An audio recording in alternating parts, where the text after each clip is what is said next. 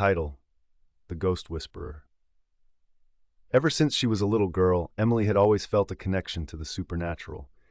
She would see shadows out of the corner of her eye, hear whispers in empty rooms, and feel a chill down her spine when she walked past old buildings. But it wasn't until she turned 21 that she discovered the true extent of her abilities. She could communicate with ghosts. At first, Emily was terrified. The thought of being able to speak to the dead was overwhelming, and she didn't know how to handle it. But as she began to embrace her gift, she realized that she could use it for good. She could help the restless spirits find peace and closure, and in doing so, bring comfort to their loved ones. One day, as she was walking through the park, Emily heard a voice calling out to her. She followed the sound and found herself face to face with a ghost, a young woman who had been murdered decades ago.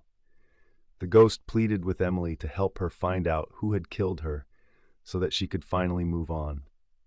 Determined to solve the mystery, Emily delved into the past, unraveling clues and piecing together the puzzle.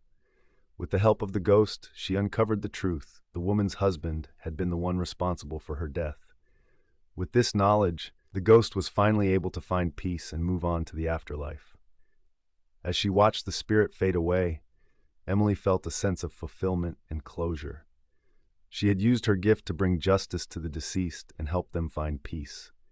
From that day on, she dedicated herself to helping other spirits in need, bringing comfort to the living and the dead alike.